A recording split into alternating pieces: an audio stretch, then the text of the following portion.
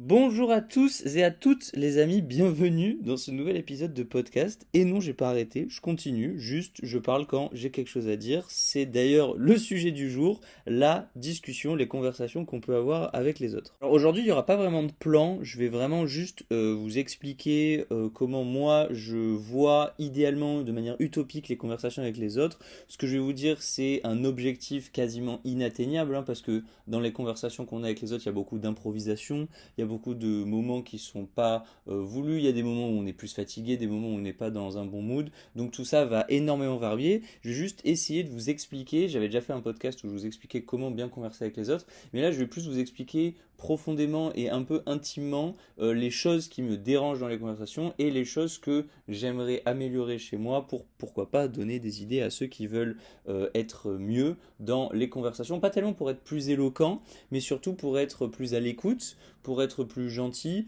pour essayer de faire en sorte que les gens se sentent bien quand ils sont autour de nous, etc., etc. Alors évidemment, petit disclaimer, vous vous en doutez, tout ça n'est que mon avis. C'est-à-dire que je sais qu'il y a énormément de gens qui se reconnaîtront pas du tout dans mon utopie de conversation, dans les envies que j'ai de discussion avec autrui. Je sais que la plupart des gens sont beaucoup plus spontanés dans ces conversations-là, mais moi c'est vraiment quelque chose que j'étudie beaucoup chez moi, parce que ça a été le principal vecteur de la méchanceté dont j'ai pu faire preuve plus tôt dans ma vie. Alors, du coup, je vais commencer par mieux présenter le sujet, parce que évidemment, ce podcast il sort pas de nulle part. Ça vient de plusieurs interactions sociales que j'ai pu avoir ces derniers temps dans le cadre du travail, dans le cadre de mes amis, dans le cadre de ma famille, et des choses que j'ai notées qui me dérangent de plus en plus, d'autres que j'ai notées que j'apprécie de plus en plus parce que j'essaye quand même de rester positif. Donc voilà, je vais rapidement vous en faire part. Donc ce qu'il faut savoir, c'est que récemment au travail, j'ai découvert un nouveau type de personnage. C'est des personnes qui vont n'avoir comme seul et unique sujet de conversation votre apparence. Vous, qui vous êtes, comment vous parlez, le moindre fait et geste, vos respirations, votre manière de vous asseoir, votre manière d'être debout, votre manière de tenir un stylo, bref, peu importe. Et alors, en fait, je suis très loin d'en vouloir très profondément à ces gens-là particulièrement, parce que vous le savez très bien, on est pour le pardon, on est torfine, etc. Mais c'est plutôt une envie de rehausser la discussion avec ces gens-là. Je vous explique. Je pense sincèrement que chaque personne a des choses particulièrement intéressantes à dire sur le monde, sur lui-même ou à la rigueur sur les autres. Le problème, c'est que quand on discute sur les autres, il y a très vite un risque de jugement, il y a très vite un risque de haine, très vite un risque de moquerie ou même un risque de manière générale de jugement, voilà, comme j'ai dit. C'est-à-dire que même si vous voulez parler en profondeur philosophiquement de quelqu'un d'autre, de quelqu'un, je parle que vous connaissez personnellement, on ne parle pas de personnalité publique, de philosophe, etc. On parle de quelqu'un que vous connaissez personnellement. Si vous en parlez trop souvent, il y a forcément de la négativité qui va venir s'y mêler. Alors, je m'inclus totalement là-dedans, hein. Moi aussi, ça m'arrive d'être posé en terrasse avec des potes, de discuter des potins, et voilà, on commence à, je cite, bitcher sur quelqu'un, ça arrive. Mais moi, c'est sincèrement quelque chose que j'ai envie le plus possible d'éviter, parce que je pense sincèrement que ça nuit non seulement à ma santé mentale, mais aussi à celle de la conversation. C'est-à-dire que la conversation se transforme petit à petit en nuage grisonnant où on a juste envie de cracher son venin. Alors même si des fois, je pense que c'est sincèrement important, voilà, de détester des gens en commun, enfin, pas vraiment de les détester, mais plus de se dire voilà, celui-là c'est vraiment quelqu'un de très méchant parce que cette personne t'a mal parlé. Voilà, ça peut arriver. Mais très vite, il faut passer à autre chose, on change de sujet. Bref, je m'égare, excusez-moi. Revenir à ce que je disais, donc même quand c'est des gens que vous aimez, par exemple, quand vous allez en terrasse avec vos potes, moi j'ai remarqué, et je crois que j'en avais déjà parlé dans plusieurs vidéos, que mon premier réflexe en arrivant en terrasse avec des potes, après avoir dit salut, ça va, c'est de dire oh là là, t'as changé tes cheveux, oh là là, j'adore cette veste, oh là là, j'aime beaucoup ton vernis, oh là là, j'adore cette casquette, bref, peu importe. Et alors, même si c'est toujours des compliments, je remarquais que la plupart du temps, on va dire 70% du temps, ça me mettait mal à l'aise la personne en face de moi, aussi pote soit-on, et au début je comprenais pas. Et c'est en fait la raison pour laquelle principalement je fais ce podcast, c'est parce que je crois que depuis quelques mois j'ai beaucoup grandi sur ce sujet-là, sur les sujets des remarques sur le physique. Il n'y a, je pense en tout cas, aucune bonne remarque à faire sur le physique de quelqu'un. Alors je sais, c'est une très hot take parce que évidemment les gens vont me dire oui, mais s'il y a quelqu'un qui m'arrête dans la rue et qui me dit que je suis magnifique, bah ça me fait plaisir. Bah moi je vais vous dire, je pense pas. Je pense que fondamentalement sur le coup, oui, ça fait plaisir, mais derrière vous allez passer la journée ou du moins l'heure qui va suivre après ce compliment à vous regarder, vous regarder sous toutes les coutures et comme on est toujours trop intransigeant avec soi-même, on va réussir à retrouver des défauts. Donc au final, ce commentaire nous aura fait trop nous regarder nous-mêmes. Et c'est ça en fait qui me dérange. Cette idée que derrière une remarque positive ou non sur l'apparence ou même sur quelqu'un, il y a derrière toute une réflexion personnelle sur comment les autres me perçoivent. Et en fait, on finit par agir dans sa vie ou être dans sa vie que par la manière dont les gens nous voient. Et ça, bon, c'est très cliché ce que je suis en train de dire, mais vous le savez déjà, agir en fonction de comment les gens nous voient, c'est la chose la plus dangereuse qui puisse vous arriver, parce que c'est là où la perte d'identité arrive, c'est là où vous oubliez qui vous êtes et vous ne devenez plus qu'une somme des regards différents qu'on vous a portés dans la journée ou même dans votre vie en fait. Alors du coup, comment est-ce qu'on corrige ça? Comment est-ce qu'on évite de rentrer tout le temps dans des discussions qui parlent des autres, qui parlent des êtres humains, qui parlent de nous, qui parlent de nos potes, qui parlent de notre famille? Comment est-ce qu'on peut changer de discussion? Bah, j'ai pas une réponse absolue, je vais juste vous donner des pistes que j'ai explorées ces derniers temps et qui moi personnellement me plaisent beaucoup. D'abord, de mon point de vue, c'est-à-dire pour éviter moi de mettre mal à l'aise les gens en leur parlant de leur apparence physique, de leur machin, de eux, mais pour quand même faire en sorte que le débat puisse être intéressant, que la discussion puisse être intéressante plutôt, au lieu de faire des remarques sur le physique, je vais demander par exemple, salut, tu vas bien? Je fais la bise et là je dis, si j'ai un moment pour discuter seul à seul avec la personne et que je ne vais pas faire la bise à 1000 personnes, je vais dire, tu dirais que sur une échelle de 10, t'es heureux à combien? Voilà, ça lance une conversation. Après, toi, tu demandes pourquoi, qu'est-ce qui se passe dans ta vie, évidemment, si la personne va en parler, etc. Et là-dessus, va y avoir évidemment des sujets qui vont être abordés, comme par exemple les études que tu es en train de faire, le travail que tu es en train de faire, les projets que tu as à l'avenir, etc. Et là, tu peux rebondir non pas sur la personne en elle-même, mais sur ce que la personne est en train de faire de sa vie et sur ce que la personne est en train de vivre philosophiquement de manière plus générale. Oui, il faut éviter de tomber évidemment dans le jugement de ce que la personne fait. C'est-à-dire si vous êtes en train de dire ah là là t'es dans un travail que je considère comme un travail nul, bah il faut pas évidemment ça ne se dit pas. Je sais même pas pourquoi je le précise, mais bref, on sait jamais. Donc l'idée c'est même pas de partir dans un jugement sur tu fais tel travail, tu fais tel machin, ta vie est mieux que la mienne, ma vie est mieux que la tienne, bref peu importe. Non, l'idée c'est juste de s'intéresser foncièrement. Et c'est là où vient pour moi l'élément le plus important de toutes ces discussions-là. C'est pas tellement les questions que vous posez, c'est l'écoute que vous proposez aux questions que vous avez posées. C'est-à-dire pas poser des questions dans le vide pour après être sur votre téléphone ou détourner le regard ou etc. C'est regarder la personne en face, lui poser une question et ensuite l'écouter, répondre jusqu'à qu'elle ait fini. Parce que si vous commencez à vous mettre votre grain de sel en mode ah mais moi ça me rappelle que j'ai fait ci, ah mais moi je suis déjà allé là-bas, c'est ce moment-là où vous commencez à interférer et où la personne va sentir une forme de duel dans la conversation. Et c'est ça pour moi le truc le plus important à éviter, c'est les duels dans les conversations. Quand vous conversez avec vos amis, avec vos collègues, avec votre famille, on n'est pas censé rentrer dans un duel. Alors évidemment, quand il y a un débat politique, philosophique, etc., ça peut l'être. Mais dans une conversation de prime abord, c'est pas moi je suis meilleur que toi, toi tu es meilleur que moi. Ça doit être une conversation, un échange, un moment total de fusion de deux individus d'une même espèce où on a envie d'apprendre à partager, d'apprendre à discuter, de découvrir, voilà, de juste de parler. Parce que pour moi, converser, c'est la plus belle chose que notre espèce puisse faire. Maintenant, il y a une autre possibilité si vous voulez aller encore plus loin et que vous êtes vraiment très à l'aise avec les personnes avec qui vous parlez, ça va être très vite de vous laisser aller par les divagations et de pas commencer à renier votre côté érudit, votre côté philosophique, votre côté où vraiment vous appréciez juste discuter de sujets ultra divers et variés.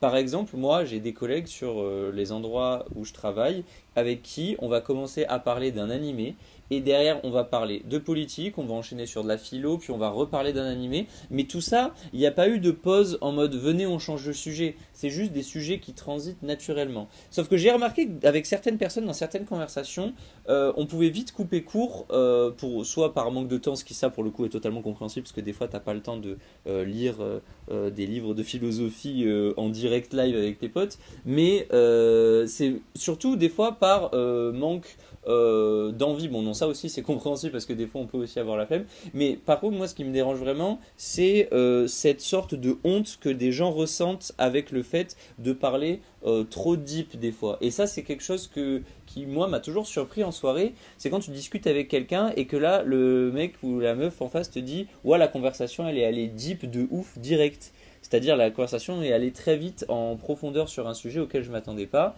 Bah moi je trouve que c'est une bonne chose. Ça signifie que la conversation elle est fluide. Ça signifie qu'on a tous les deux des choses intéressantes à dire. Après évidemment il faut que la deepness, la profondeur si vous voulez de la conversation, elle soit partagée des deux côtés. Si vous avez une personne qui fait un monologue où au début du monologue il parle d'un manga et qui finit par raconter comment ses parents sont décédés, tout seul sans qu'il y ait eu de discussion, de dialogue, là c'est un problème parce que là vous étalez trop votre vie. Mais si la discussion a fait que de phrase en phrase que chacun vous êtes renvoyé, vous arrivez vers une discussion politique, philosophique ou que sais-je intéressante, et ben continuez là, c'est super intéressant de parler tout ça avec les gens. Et encore une fois, c'est beaucoup mieux de parler de ça avec les gens que de parler de leur apparence physique, que de parler de à quel point leur travail il est bien ou il est nul. Il faut, je pense, qu'on déconstruise la manière qu'on a de converser.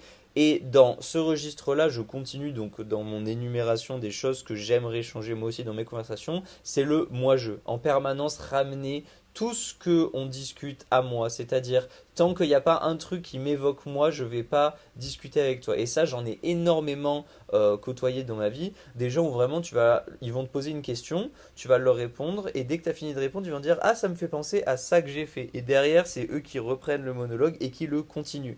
Sauf que toi, vu que tu es intéressé par des conversations construites, tu vas continuer à poser des questions, mais vu que la personne en face n'est intéressée que par son monologue, en fait, tu te transformes un peu en Zach Nani, en Zach en roue libre, en intervieweur, et tu te retrouves à juste poser des questions à l'appel sans que personne te réponde. Et alors, évidemment, je m'inclus dans ce type de problème-là, parce que moi-même, je sais que il peut m'arriver encore aujourd'hui assez souvent de être cette personne que je suis en train de dénoncer, entre guillemets, de ramener tout à moi, je, moi, je, moi, je. J'ai envie d'apprendre à mieux converser. J'ai déjà fait un podcast entier là-dessus. Là, j'en profite pour vous énumérer les vraiment cas situationnels précis qui m'énervent. Mais d'une manière générale, je pense que converser aide à être une meilleure personne. Parce que, en fait, je fais énormément de TikTok où je parle du fait d'être gentil sans attendre en retour, etc., etc.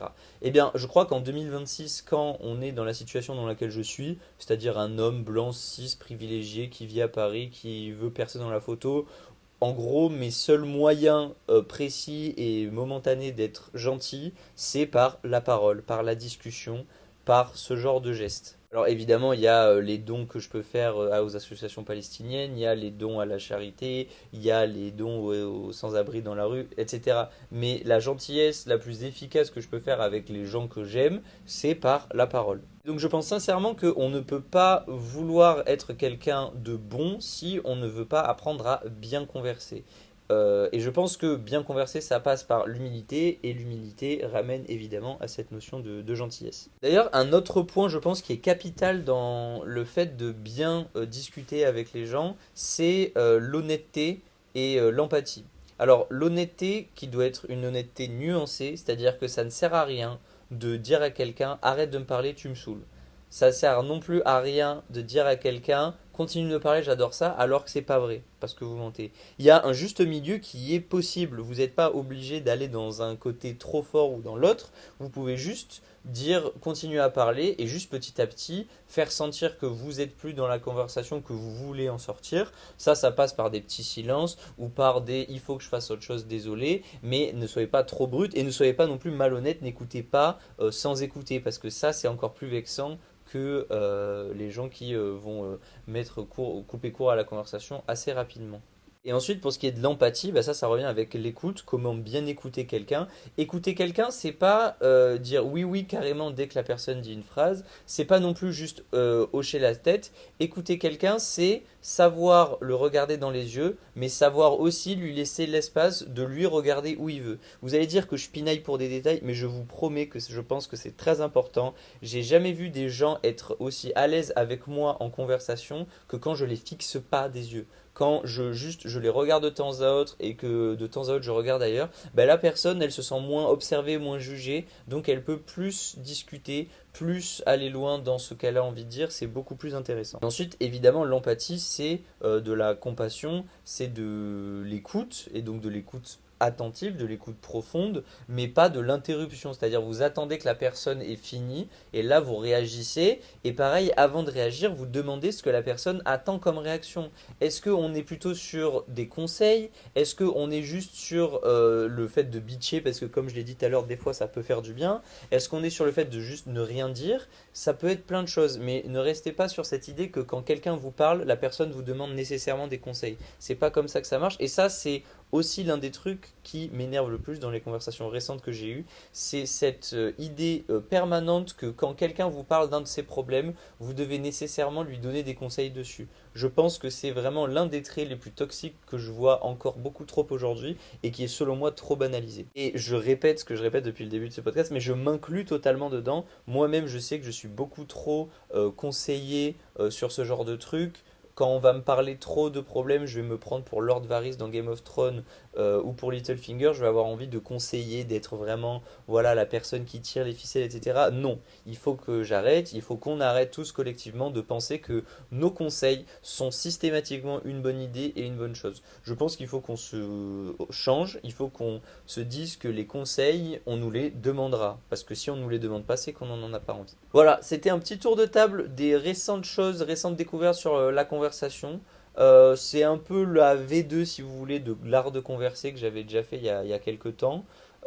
Actualisé avec beaucoup plus de spontanéité. Là, j'ai pas fait de plan, j'ai juste discuté pendant une vingtaine de minutes, quinzaine de minutes de ce que je pensais avec vous de la conversation. En tout cas, ce que j'ai dit, essayez de le garder dans un coin de votre tête, mais n'essayez pas non plus de tryhard avec des notes pendant que vous êtes en conversation avec des potes. Essayez juste voilà, de penser à ces trucs sur le regard, ces trucs sur l'écoute, ces trucs sur les remarques, sur le physique. Je pense que sincèrement, si on s'y met tous petit à petit, on peut commencer à rendre des conversations beaucoup plus agréables et essayer de s'épuiser le moins possible, le vite, la batterie sociable. Parce que c'est aussi pour ça que je fais ce podcast, c'est que je trouve ça aberrant qu'aujourd'hui le mot de batterie sociable soit aussi utilisé. Ça montre sincèrement qu'il y a eu un truc qui est arrivé dans nos conversations qui rend la chose assez compliquée parce qu'avant on n'en parlait pas, là où on en parle aujourd'hui. Alors est-ce que c'est parce que la parole s'est libérée ou est-ce que c'est parce que nos conversations sont devenues beaucoup plus drainantes à cause de toute la difficulté qu'elles engrangent?